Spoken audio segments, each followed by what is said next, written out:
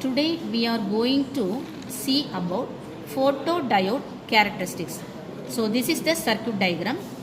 So by using this circuit diagram we can build a connections. Okay. So here we can use a 0 to 30 volt DC regulated power supply. So this is the component DC regulated multi output power supply. Okay. Then 1 kilo ohm resistor is used. So instead of 1 kilo ohm, we can choose 1.5 kilo ohm resistor. So this is also support for this experiment. The next, photodiode. So photodiode, which observe the light signal, then converted this optical signal into corresponding electrical current. Okay. So it detects the optical signal. So this is the component. See this component. Okay. So this component is having two needle equal length, then either we can use anode or cathode terminals, okay, which is connected in this breadboard. Then milliammeter, then 1 millivoltmeter is used for connection purpose.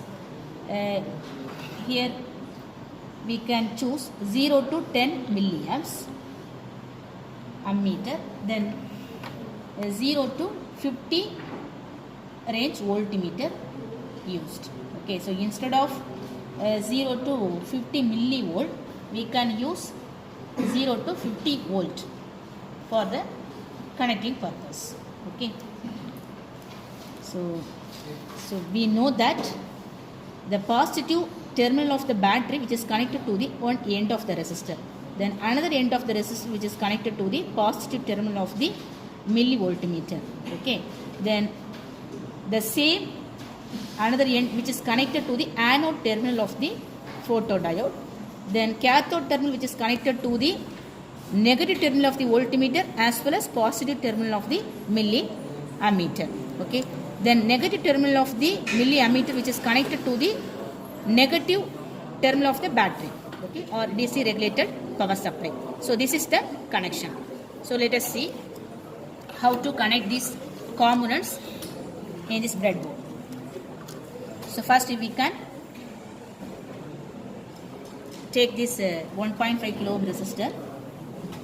The resistor is having no polarity. Okay.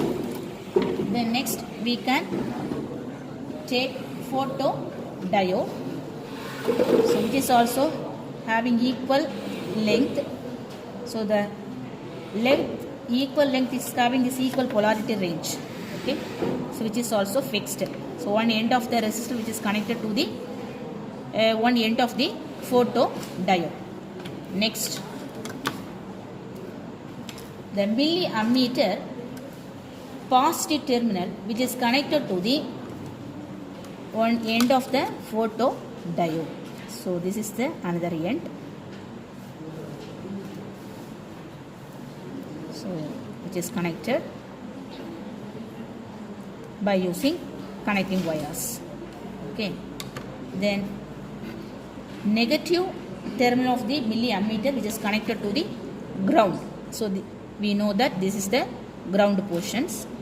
The top 5 or bottom 5 we can use for grounding purposes. Okay, either we can choose top or bottom portions. The next, voltmeter positive which is connected to the one end of the photodiode which is connected to the positive terminal of the milliammeter. So this is the point. Okay.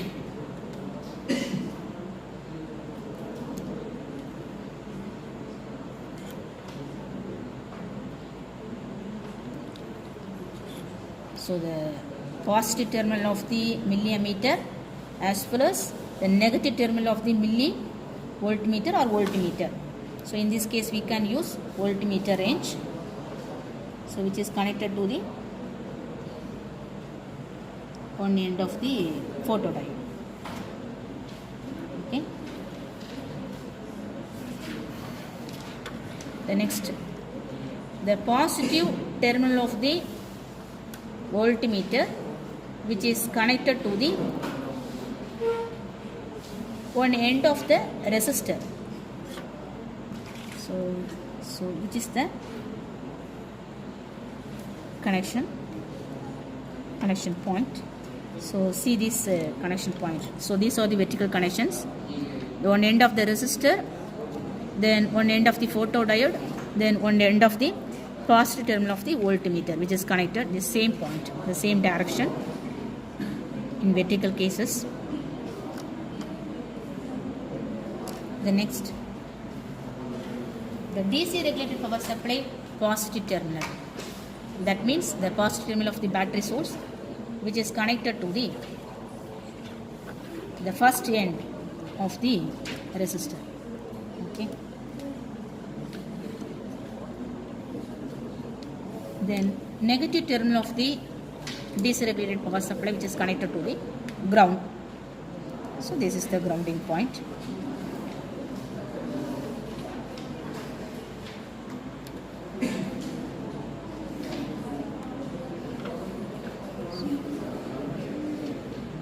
So just focusing these connections, then checking the loose connection for these wires.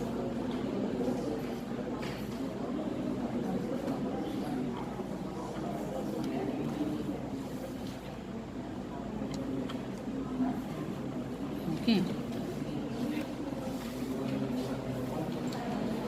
Next, switch on the power supply.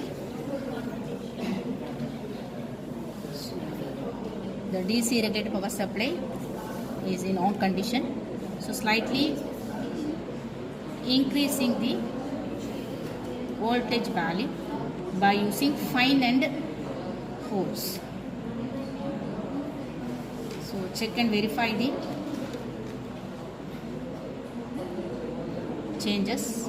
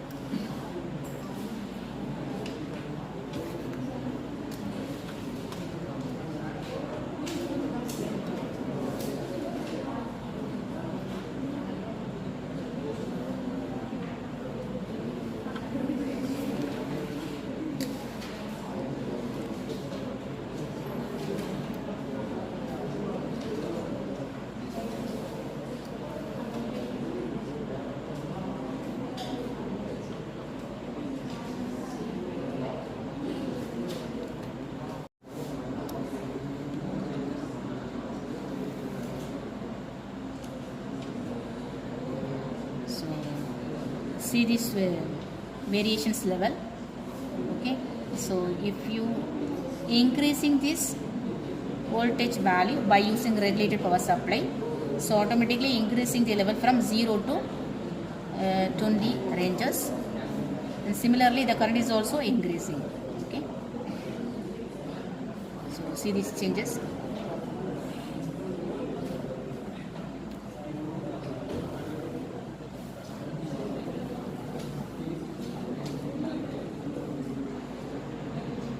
So we can clearly note these values for voltage and current